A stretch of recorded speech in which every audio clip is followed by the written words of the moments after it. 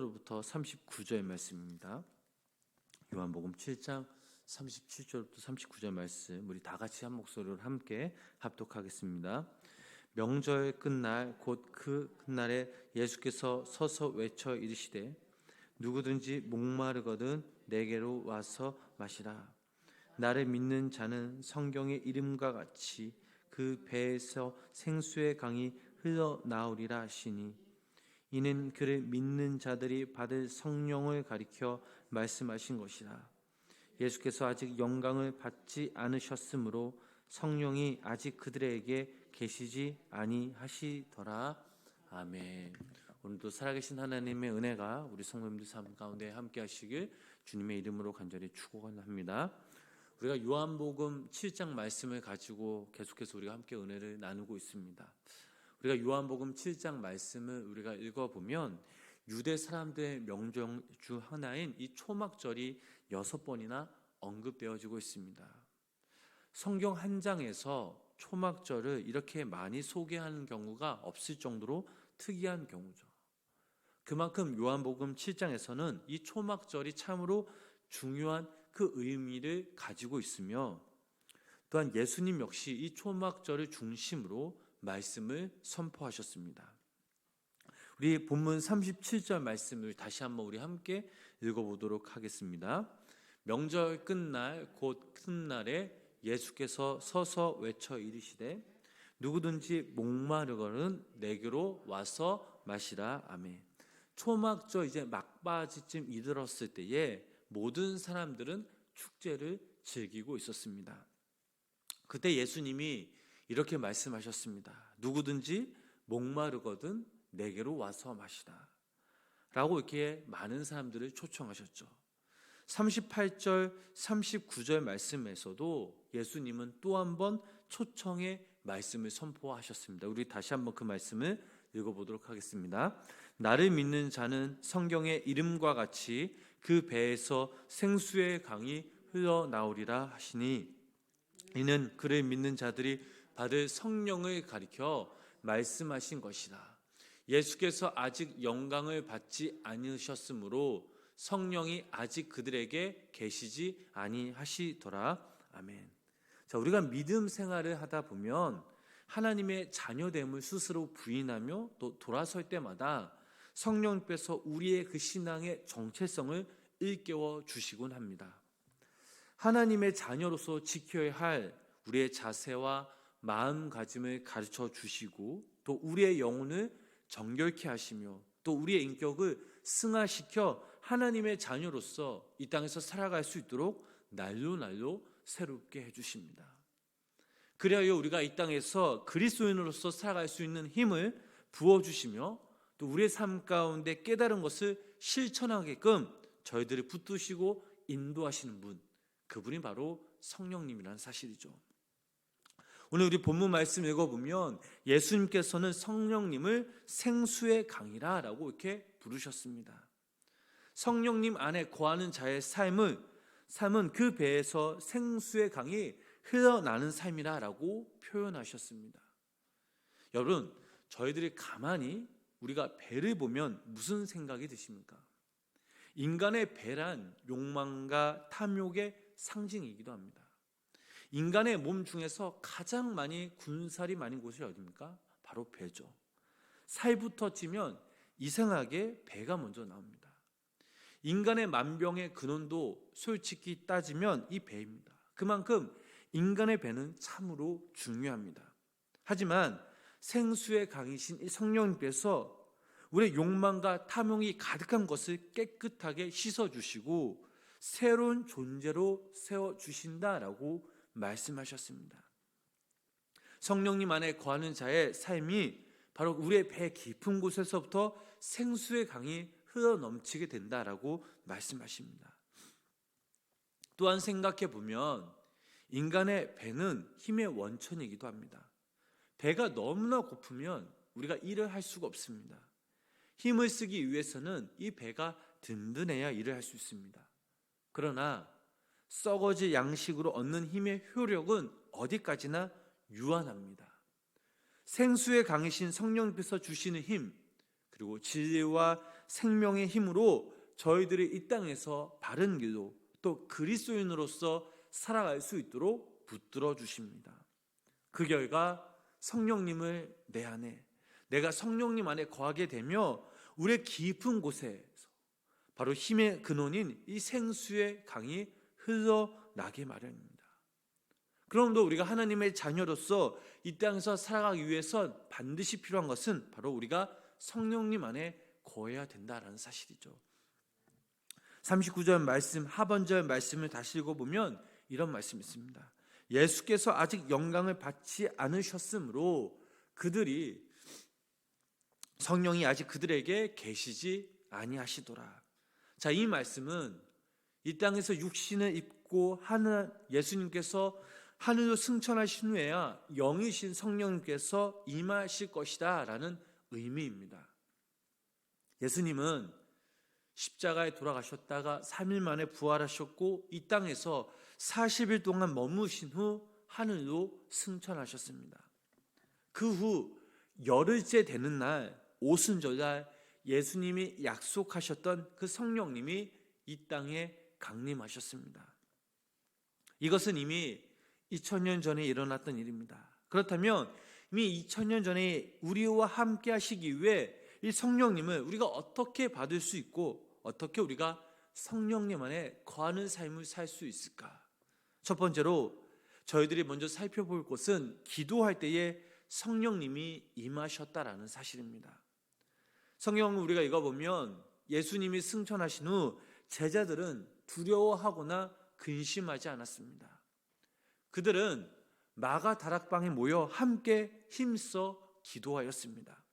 바로 그때 그 현장에 성령님이 임하셨고 그 순간 그들의 깊은 곳에서 생수의 강이 흘러넘치는 삶을 살아갈 수 있었습니다.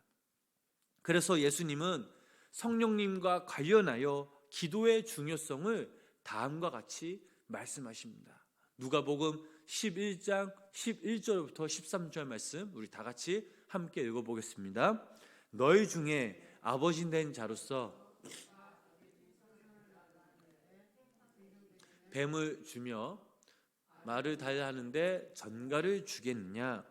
너희가 약할지라도 좋은 것을 자식에게 줄 줄 알거든 하물며 너희 하늘 아버지께서 구하는 자에게 성령을 주시지 않겠느냐 하시니라. 아멘. 자, 우리가 두 번째로 성령님이 언제 임하십니까? 우리가 온전히 주님 앞에 회개할 때에 성령님이 임하십니다. 사도행전 2장 36절 말씀을 함께 읽어보실까요?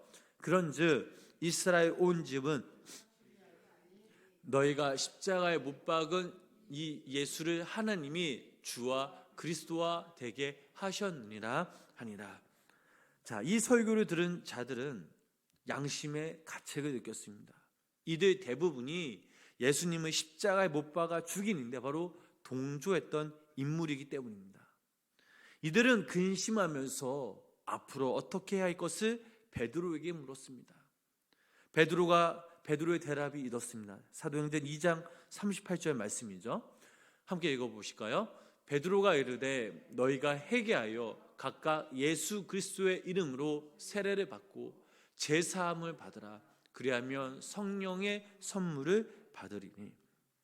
이들은 베드로의 말을 듣고 회개하며 세례를 받았고 그와 동시에 성령께서 임하셨다라는 사실을 우리가 알 수 있습니다. 세 번째로 말씀을 들을 때에 성령님이 임하십니다.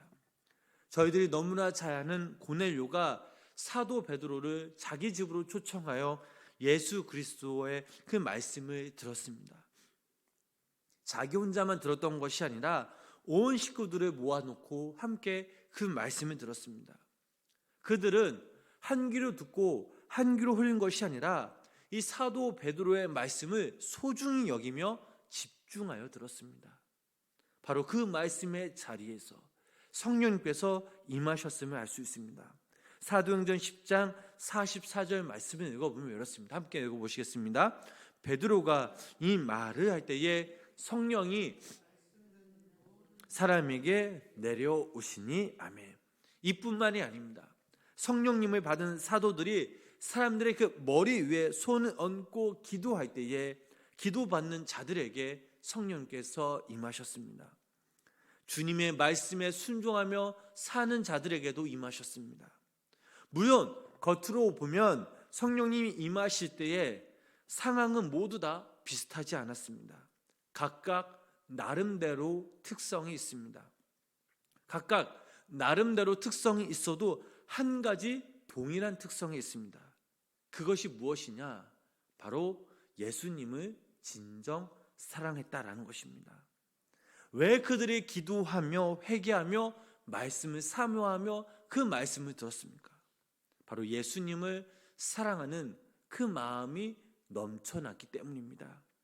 주님을 사모했고 주님을 사랑했기에 성령님께서 그들에게 임하셨고, 그들은 그 성령님을 통해 예수님에 대한 그 사랑이 회개로, 기도로, 순종으로 각각 다른 모습으로 드러났습니다. 또한 여기서 한 가지 중요한 사실이 있습니다.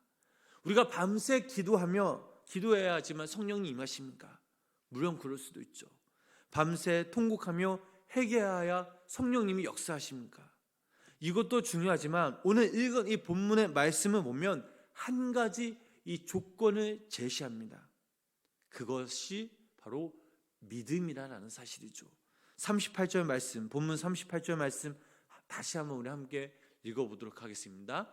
나를 믿는 자는 같이 그 배에서 생수의 강이 흘러나오리라 하시니. 자, 여기서 말하는 조건이 무엇이냐? 바로 나를 믿는 자는, 주님께서 요구하신 조건이 바로 이 믿음이라는 사실입니다. 다른 조건이 없습니다. 누가 예수님을 믿는 사람입니까? 예수님을 진정 사랑하는 자야 참된 믿음의 사람이며 성령님께서 그 사람을 통해 뜨겁게 역사하신다라는 사실이죠. 기도가 서툴려도 찬양이 서툴려도 상관이 없습니다. 우리의 중심 가운데 오직 예수 그리스도가 그 존재할 때, 예수님의 그 참된 그 사랑이 우리 안에 머물게 되며 성령님께서 그 사람의 삶 속에서 역사하시며 또 우리의 깊은 곳에서 생수의 강이 넘쳐나게 해주신다라는 사실입니다. 여러분들은 사랑이라는 것을 어떻게 정의 내리고 계십니까? 사랑은요, 눈과 눈의 시선입니다. 사랑하면 시선을 우리가 뗄 수 없습니다. 한순간도 보지 않고서는 견딜 수가 없습니다. 눈을 감아도 어두워도 보이는 게 바로 사랑입니다. 그래서 사랑하면 그 사람을 닮아가게 되어 있습니다. 지금 이 시간 우리 하루의 첫 시작을 왜 이 자리에서 모여서 우리가 예배합니까? 주님을 너무나도 우리가 사랑했기 때문입니다. 사랑했기 때문이 아니라 지금 사랑하고 있고 앞으로도 사랑하기 때문입니다. 이런 의미에서 성령님께서는 저희들 삶 가운데 임하시고 계십니다. 그러나 우리가 생각해 볼 사실은 우리에게 이미 임하시는 성령님이 역사하시는 정도는 각각 사람마다 다르다라는 사실입니다. 어떤 사람을 통해서는 강하게 역사하시고 또 어떤 사람을 통해서는 약하게 역사하시는 경우도 있습니다. 그렇다면 우리가 어떻게 해야 성령 충만함을 받으며 살아갈 수 있을까요? 오늘 본문 말씀을 통해 우리는 정답을 알 수 있습니다. 나의 믿음으로 온전히 주님께 시선을 두며 사랑하는 것입니다. 주님만 바라보는 것이죠. 기쁠 때나 감사가 넘칠 때나 우리가 고난 가운데 있을지라도 매 순간순간 우리의 삶 가운데 주님을 바라보는 것입니다. 그때 우리 안에 성령님이 더욱더 강하게 임하시며 우리의 깊은 곳에서 생수의 강이 흘러 넘치게 될 것입니다. 이미 임하신 성령님이 계시다면 더 충만하게 역사하실 것입니다. 사랑하는 우리 성도 여러분, 지금 우리의 인생을 우리의 두 눈으로 바라보면 어떻습니까?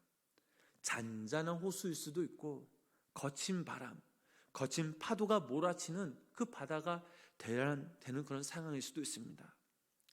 여기서 중요한 사실은 지금 내 삶 가운데, 내 중심 가운데 무엇을 바라보며 우리가 무엇을 위해 사느냐, 이게 중요합니다. 여기 모인 우리 성도님들이 하루하루 살아가실 때에 온전히 주님을 바라보시기를 주님의 이름으로 부탁을 드립니다. 제가 좋아하는 찬양곡 중 시선이라는 그런 곡이 있습니다. 그 찬양곡의 가사를 보면 이렇습니다. 내게로부터 눈을 들어 주를 보기 시작할 때에 주의 일을 보겠네. 모든 시선을 주님께 드리고 살아계신 하나님을 느낄 때에 내 삶은 주의 역사가 되고 하나님이 일하기 시작하네. 제가 찬양곡 중에 이 가사를 너무나 좋아합니다. 우리 성도님께 권면하고 싶은 그 말씀은 우리의 시선을 우리의 주님께 고정시켜야 될 줄 믿습니다. 지금 내 손 안에 있는, 내 삶 가운데 있는 세상에 있는 모든 것들을 하나씩 하나씩 벗어 던지고 우리가 주님께 믿음으로 나아갈 때에 우리 가운데 성령님을 사모함으로 성령님이 또한 역사하셔서 우리 성도님들 삶 가운데 성령님으로 인해 날마다 생수의 은혜의 강이 흘러 넘쳐나시길 주님의 이름으로 간절히 축원합니다. 기도하시겠습니다. 주님을 사랑하노라라고 고백해 왔지만 우리의 마음과 우리의 시선은 주님께 향하지 못한 경우가 참 많이 있었음을 고백합니다. 우리의 마음과 시선이 세상 것을 바라보며 기뻐하며 행복했었던 그런 일들도 있었습니다. 하나님, 이런 저희들의 마음을 용서하여 주시고 당신의 사랑으로 저희들을 회개의 장으로 인도하여 주시옵소서. 저희들이 간절히 원하고 또 원하옵기는 우리의 삶 가운데, 우리의 모습 가운데 우리의 시선이 오직 예수 그리스도 한 분만이길 소망합니다. 우리의 시선을 주님께 드립니다. 우리의 마음을 주님께 드립니다. 예수님의 그 길과 그 생명 빛으로 저희들을 이끄시고 저희들 삶 가운데 깊은 곳에 생수의 강이 흘러 넘치는 역사가 일어나게 하여 주시옵소서. 오늘도 이 시간, 오늘도 이 하루 동안 주님을 바라보며 주님 때문에 행복하며 평안함을 얻도록 성령님 인도하여 주시고 역사하여 주시옵소서. 예수님의 이름으로 간절히 기도드렸습니다. 아멘.